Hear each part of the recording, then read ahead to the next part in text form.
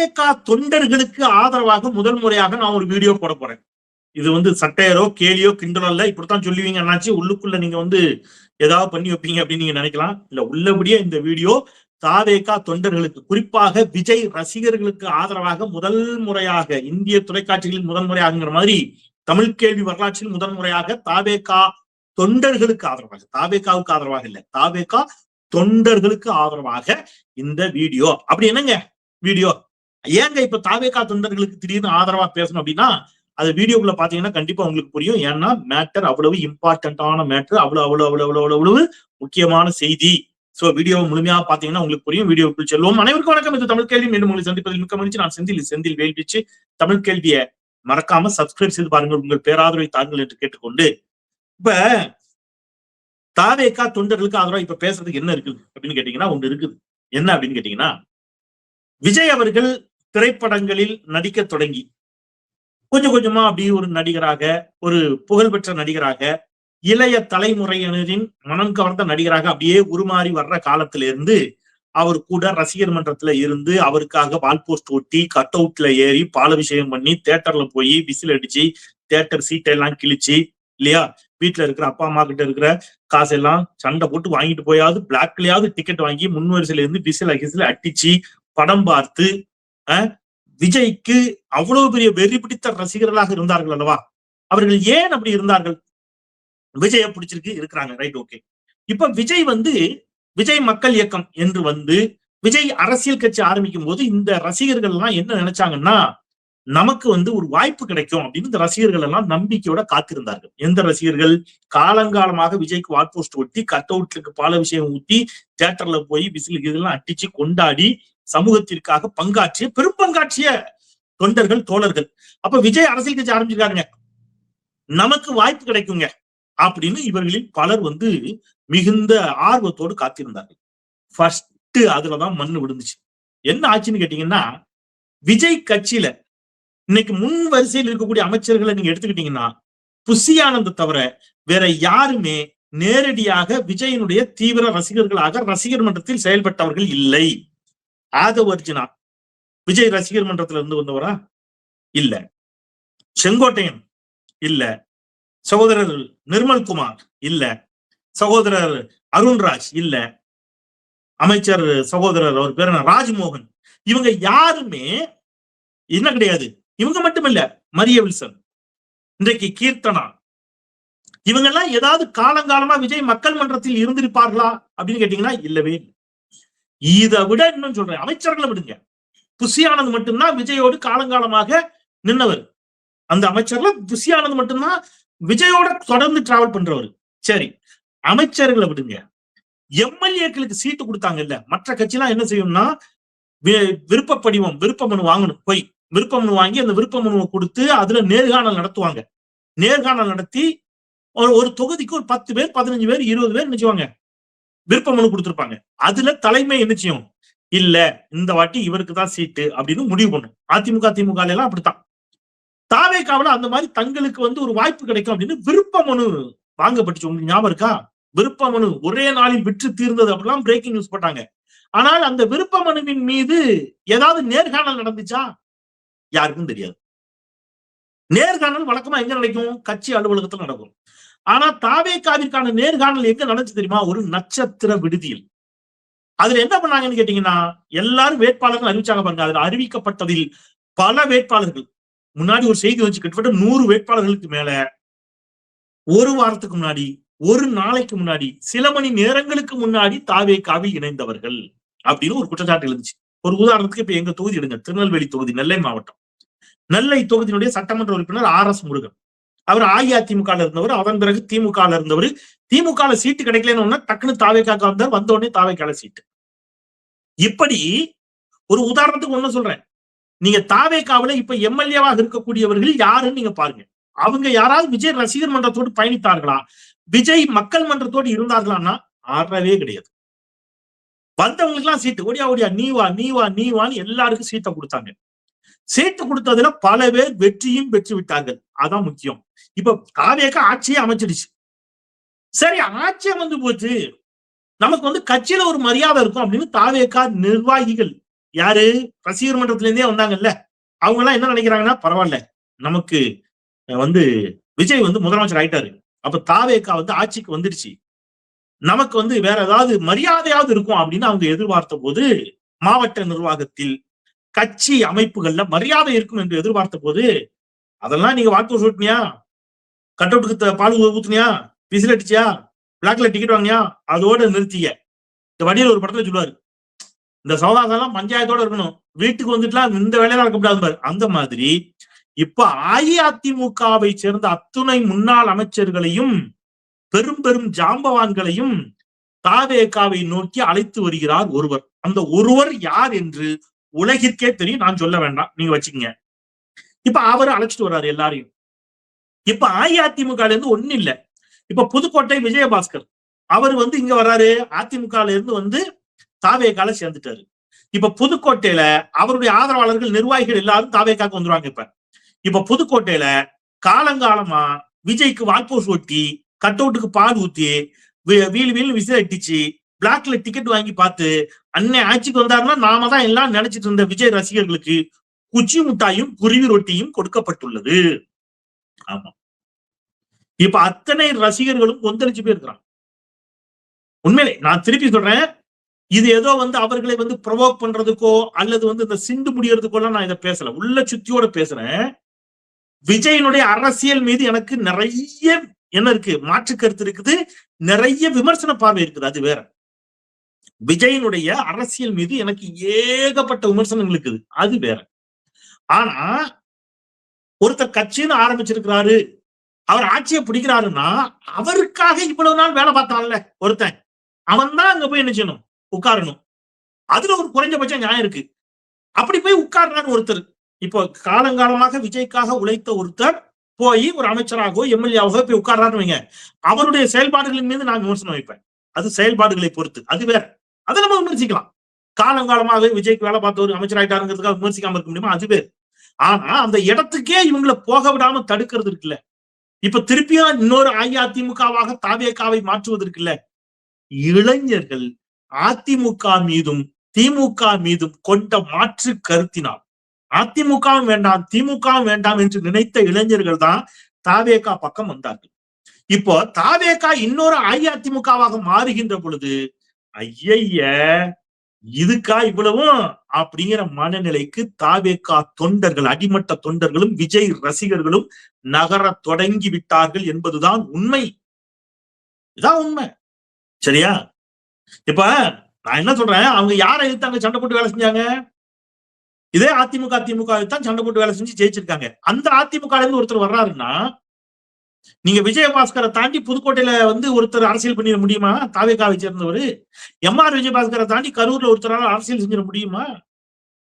உடுமலை ராதாகிருஷ்ணனை தாண்டி ஒருத்தர் வந்து வேற ஒருத்தர் அந்த மாவட்டத்துல எந்திரிச்சு வந்துருவாரா?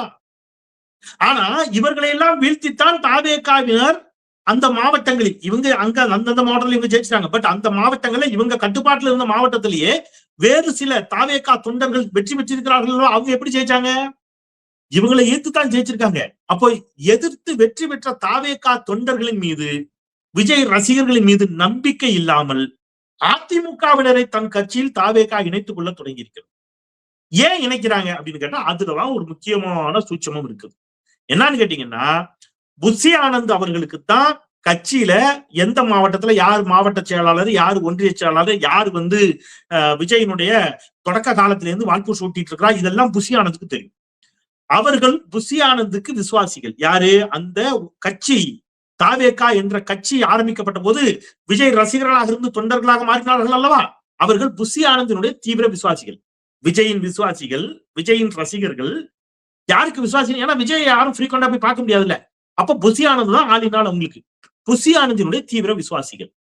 இப்ப புஷி ஆனந்த் கட்சி அளவுல எல்லோரும் யாருக்கு கட்டுப்படுவாங்கன்னு கேட்டீங்கன்னா, புஷி ஆனந்துக்கு கட்டுப்படுவாங்க. இப்ப அதை உடைக்கணும்னா என்ன பண்றது? அதே மாவட்டத்துல வேறு ஒரு பெரிய கோடை போடணும். தாவேகாவிலிருந்து ஏற்கனவே அங்க பொறுப்புல இருக்கிறவரை சின்னதாக்கணும்னா அதுக்கு பக்கத்துல ஒரு பெரிய கோடு போடணும். அந்த பெரிய கோடு தான் யாருன்னு கேட்டீங்கன்னா, ஐயா விஜயபாஸ்கர், எம்ஆர் விஜயபாஸ்கர், சி விஜயபாஸ்கர், உடுமலை ராதாகிருஷ்ணன் அஇஅதிமுக இருந்து சனிக்கிழமை தோறும் இந்த திருப்பதி தரிசனத்துக்கு போற மாதிரி போய் சேர்றாங்கல்ல. விஜயை பார்த்து. அதெல்லாம் எதுக்கு? எல்லாம் கட்சியில் அந்தந்த மாவட்டங்களில் இருக்கக்கூடிய தாவேகா நிர்வாகிகளை பலவீனப்படுத்துவதல்ல நோக்கம். அதன் வழியாக புஷி ஆனந்தினுடைய அதிகாரத்தை குறைப்பது நோக்கம். அப்ப புஷி ஆனந்த் அதிகாரத்தை ஏன் சார் குறைக்கணும் அப்படின்னு கேட்டா, புஷி ஆனந்தினுடைய அதிகாரத்தை குறைத்தால்தான் தன்னுடைய கரம் உயரும். தன்னுடைய கரம் ஆட்சி அதிகாரத்துல தன்னுடைய கரம் வலுவாக இருக்குது. ஆனால் கட்சிக்குள்ளும் தன்னுடைய கரம் வலுப்பட வேண்டும் என்று அவர் நினைக்கிறார். அவர் யார்? அது யாருன்னு உங்களுக்கே தெரியும். தெரியும் தானே? கரெக்டா? அவரே தான். நீங்க நினைக்கிற அவரே தான். இப்ப அவர் என்ன நினைக்கிறாரு? கட்சி ஆட்சி அளவுல நம்ம வந்து அதிகாரத்தை கையில வச்சுக்கிட்டோம். ஆனால் கூட்டணி கட்சிகளை பார்க்க போறதுல இருந்து, கூட்டணி கட்சிகளை இது பண்றதுல இருந்து எல்லாத்தையும் அவர் கையில வச்சிருக்கிறாரு. புஷி ஆனந்த் துணைக்கு போறாரு கூட. பாவம். எப்படி இருந்த புஷி இப்படி ஆயிப்போச்சு அப்படிங்கிற மாதிரி இருக்கு நமக்கு. இப்ப புஷி ஆனந்தினுடைய அதிகாரத்தை கட்சிக்குள்ளும் குறைப்பதற்கான ஒரு வேலை தொடங்கி இருக்கிறது அப்படிங்கிறது புஷி ஆனந்துக்கு தெரியுதோ இல்லையோ பாவம். நம்ம சொல்ல வேண்டியது நம்முடைய கடமை. அது ஒரு புறம். இன்னொரு புறம் பாருங்க, இந்த கூட்டணி கட்சிகளுக்கு வர்றேன். நாங்கள் ஆட்சியிலும் பங்கு அதிகாரத்திலும் பங்கு தருவோம், எங்களை நம்பியும் சிலர் கூட்டணிக்கு வரலாம் இல்லையா அப்படின்னு விஜய் அவர்கள் பேசினார்.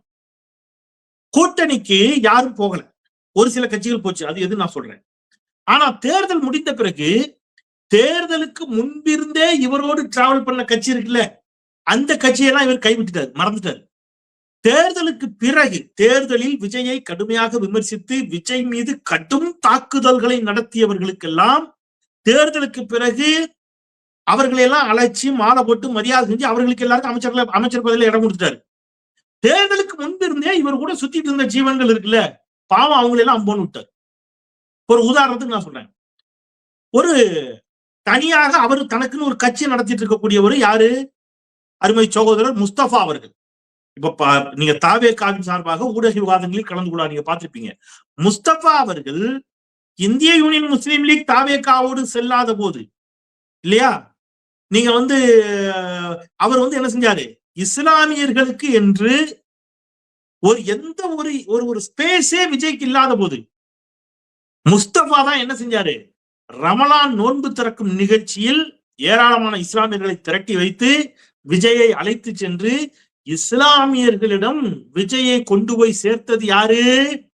ஐஎம்எலா முஸ்தபான்னு கேட்டீங்கன்னா முஸ்தபா தான். ஐஎம்எல் தேர்தலுக்கு பிறகா போய் சேர்ந்திருக்கிறாங்க. இப்ப அந்த முஸ்தபா அவரு ஒரு முஸ்லீம் லீக் கட்சி நடத்துறாரு. அந்த முஸ்லீம் லீக் கட்சியின் சார்பாக அவர் வந்து என்ன செய்யறாரு? மதுரையில நின்று பிடிஆர் சுந்தர்சி, இரண்டு பேருமே சுந்தர்சி திரைப்படத்துறையின் மூலம் நன்கு அறிமுகமானவர். பிடிஆர் அந்த மண்ணின் மைந்தர், அவங்க அப்பா தாத்தா காலத்திலிருந்து அந்த தொகுதியில அவ்வளவு செல்வாக்கானவர். அந்த பிடிஆர் அந்த சுந்தர்சியை எதிர்த்து நின்று முஸ்தபா என்ன செஞ்சிருக்கிறாரு? வெற்றி பெற்றிருக்கிறார். இப்ப முஸ்தபா ஏற்கனவே அவங்க கூட கூட்டணியில் இருந்தவர். அவருக்கு அமைச்சர் பதவி கொடுத்திருக்கிறாரா விஜய்? கொடுக்கவில்லை. அப்ப விஜயனுடைய நோக்கம் என்ன? தாவேகாவோட நோக்கம் என்ன அப்படின்னு கேட்டீங்கன்னா, அவங்க கூடயே இருக்கிறவங்க யாரையும் அவங்க நல்லா வச்சுக்கிட்டது இல்லை அல்லது மதிப்பது இல்லை. யார் அவங்களை திட்டாலும் பரவாயில்ல, கடைசி நேரத்துல யார் அவங்க கூட போய் சேர்றாங்களோ அவங்க எல்லாருக்கும் முக்கியத்துவம். அதுல ரெண்டு இருக்கு. ஒண்ணு, இவர் கூட இருக்கிறவங்கள அவரு மதிக்கல அல்லது அவங்களுக்கு செய்யலைங்கிறது ஒன்று.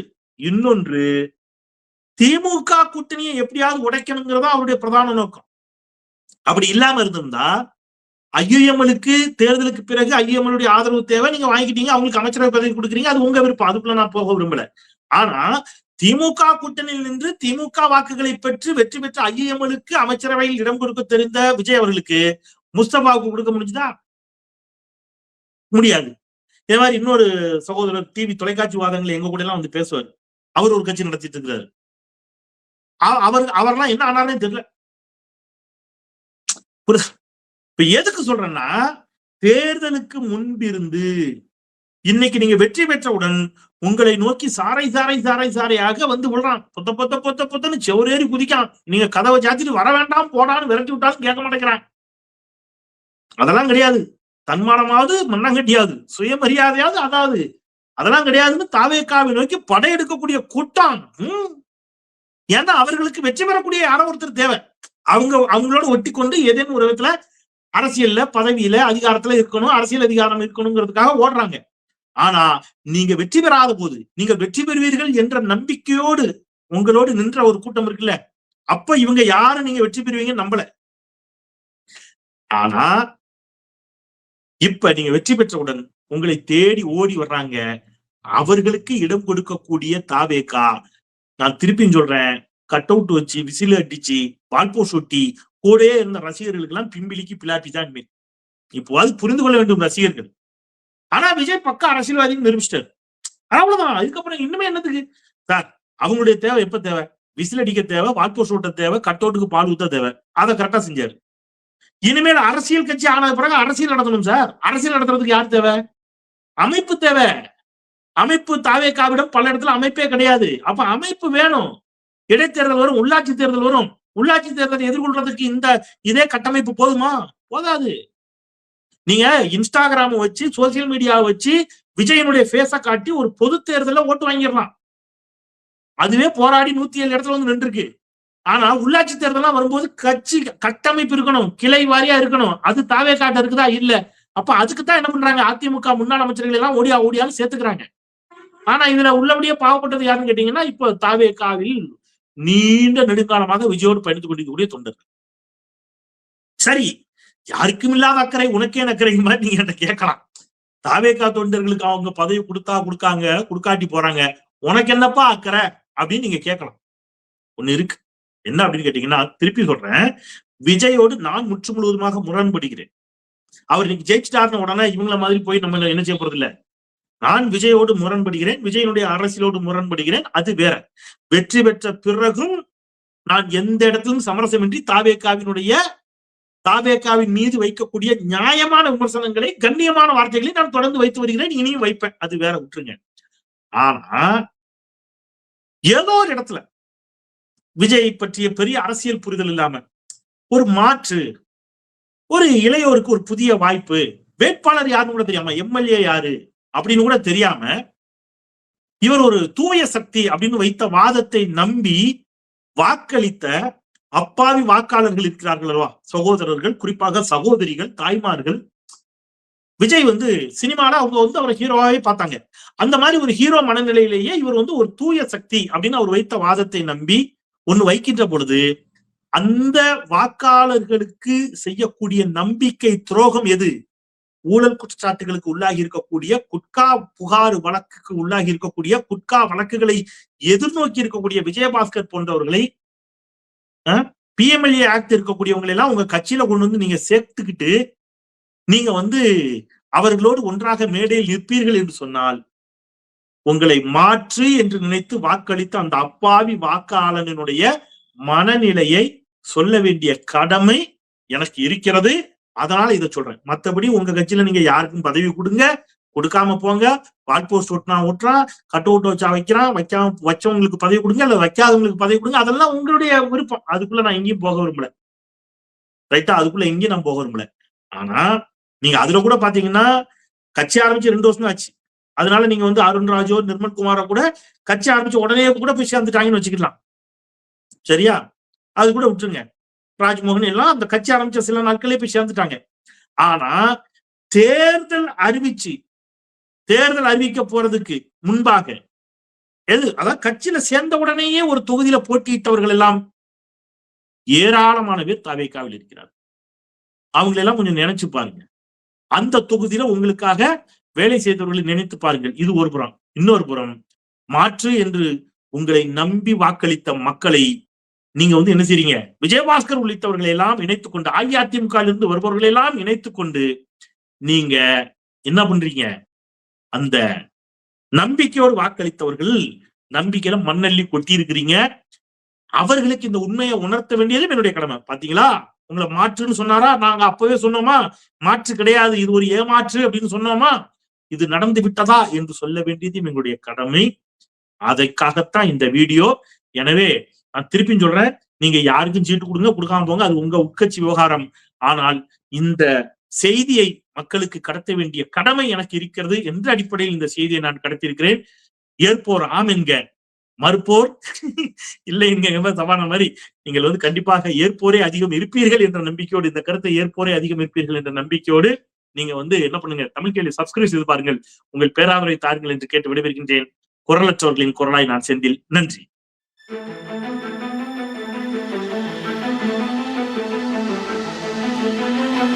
Thank you.